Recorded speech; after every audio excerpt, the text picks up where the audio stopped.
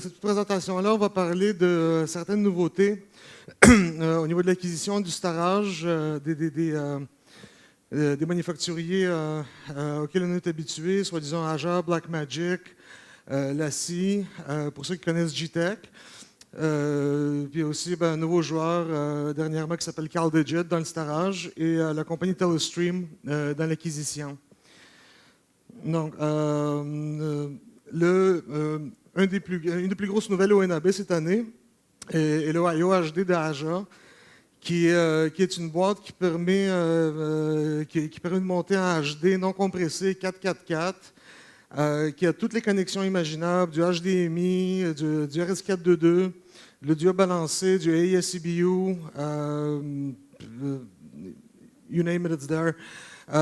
C'est le premier produit à utiliser le codec ProRes de Apple dans les deux qualités, dans la high quality et dans la qualité régulière.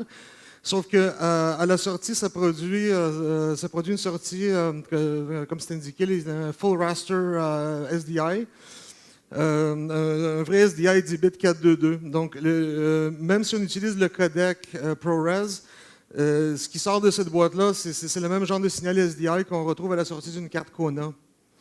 Et le meilleur facteur, je trouve, de ce produit-là, c'est que ça se branche en FireWire 800. Okay? Donc, quelqu'un qui a un MacBook Pro, avec cette boîte-là, peut travailler en haute définition non compressée, 422, 444, SD, HD, au fait, toutes les I/O imaginables. Donc, pour quelqu'un qui veut monter in the field, laptop avec cette boîte-là, avec du storage, vous avez une solution complète. Encore de Aja, on a un très très beau convertisseur. Pour ceux qui ne le savent pas, à l'origine, Aja, les autres ils ont fait leur nom avec les convertisseurs et non avec les cartes. Donc, ici, ce qu'on retrouve, en fait, on retrouve un convertisseur qui est multipurpose. C'est quoi le mot français, multipurpose? Tout usage, je ne sais pas. Comment? Universel. Bon. Quelque chose qui nous permet de faire du up and down conversion, de passer du SD au HD, du HD au SD, de faire du cross conversion, de passer du 720 en 1080 et vice-versa. Faire de la conversion d'aspect ratio. Et tout ça, ça se fait en hardware. Ce qui veut dire, en fait, ça veut dire deux choses. Premièrement, ça allège votre processeur. Parce que quand le travail est fait en software, ce procédé-là, ça se trouve à taxer votre processeur, donc ça ralentit votre machine. Donc votre Final Cut Pro se trouve à avoir moins de capacité de temps réel. L'autre aspect, c'est que en faisant le processing en hardware, c'est-à-dire avec les puces qui sont dans cette boîte-là, on retrouve au fait une meilleure qualité. C'est quelque chose qu'on voit surtout sur les edges, comme si mettons, on a une image qui est très foncée, une image qui est très claire, qui se touche. Quelque chose qui est converti en software va être plus flou, okay, au niveau du contraste. Il y a un time-based corrector qui est intégré. Il y a l'entrée-sortie component SDHD, SDI, SDHD.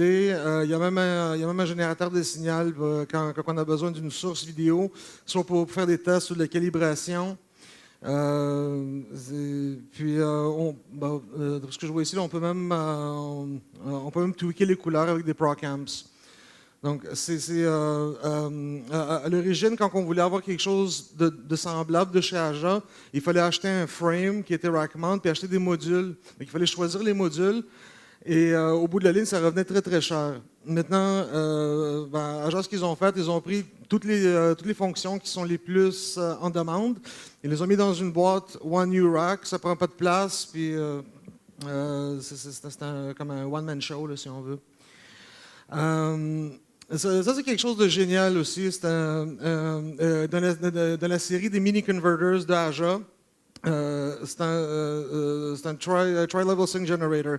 C'est comme un Genlock qui va faire du HD, qui va faire du SD, qui va générer du noir, qui va générer des color bars, qui peut générer un 1K tone pour calibrer l'audio. C'est quelque chose qui est configurable. Et c'est très petit, c'est une boîte qui est à peu près grosse comme ça, puis haute comme ça. C'est quelque chose qu'on peut traîner dans la poche, là, mettons, pour quelqu'un qui se promène beaucoup. C'est un outil qui serait très, très, très pratique. Bon, Blackmagic, nos amis de Blackmagic nous ont sorti une nouvelle multi-bridge qui est l'appareil, je pense, le plus puissant à date qu'ils ont sorti. Le point le plus fort de cet appareil-là, c'est que la connexion SDI se fait en 3 gigabits seconde. Ce que ça veut dire, un signal SDI, mettons, HDSDI normal, c'est un signal de 1,5 gigabits par seconde. Donc, quand quelqu'un veut faire du 444, d'où vient le terme dual link, c'est qu'on prend 2 fils SDI et ça nous donne une bande passante de 3 gigabits seconde. Là, Blackmagic, ce qu'ils ont fait, c'est qu'ils ils donnent la possibilité, ils ont doublé la bande passante, donc ils nous donnent la possibilité de travailler en 444 avec un seul fil SDI. Au fait, même, on peut travailler en 4444 dans le Color Space RGB, puis on peut travailler en 2K. Puis le 2K, lui, il passe par la même connectivité SDI. Puis aussi, semblable à la boîte à jas, la IOHD, c'est un appareil qui nous fournit toutes les entrées et les sorties imaginables. Component, SDI, HDMI, puis tout ce qu'on peut imaginer. Vous avez sûrement entendu parler l'année passée, Blackmagic ont sorti la fameuse Intensity, qui est une carte PCI Express qui nous donnait des entrées et des sorties HDMI. Winabe, ils ont introduit l'Intensity Pro qui rajoute des entrées et sorties component. Donc, admettons quelqu'un qui travaille en HDV, ce serait la carte idéale parce que, premièrement, c'est très économique, c'est à peu près 350 $ US. Et ça vous permet de numériser à partir de sources SD ou HD, d'une source analogique, et l'encoder, admettons, avec un codec non compressé, ou, admettons, quelqu'un qui tourne avec une petite caméra HDV qui a une sortie HDMI. On peut faire un transfert numérique, sans perte, puis là, rendu dans Final Cut, on peut l'encoder dans le format qu'on veut, on peut le garder en HDV pour éviter le transcodage, ou on pourrait l'encoder en non compressé 8 bits, 10 bits, ou ProRes, ou quoi que ce soit. Bon, ça c'est une petite erreur de frappe ici, là, mais c'est pas la Intensity Pro, c'est la HD Link Pro. La HD Link Pro est au fait basé sur le convertisseur HD Link, qui est un convertisseur qui convertit du HDSDI en DVI. Au fait, pour des gens qui veulent pouvoir visionner leur montage HD en pleine résolution, pixel pour pixel, puis mettons, qui peuvent pas ou qui ne veulent pas nécessairement dépenser de l'argent sur un moniteur haute définition, on peut prendre un moniteur LCD d'ordinateur standard qui va supporter 1920 par 1200 de résolution. Et avec cet appareil-là, ça va nous permettre de visionner notre frame HD sur un moniteur. Ça peut être un Apple 23 pouces, ça pourrait être un LaCie comme ça, ça pourrait être n'importe quelle marque. Maintenant, avec le HD Link Pro, ce que ça nous rajoute, au fait, il décode jusqu'à 6 signaux analogiques.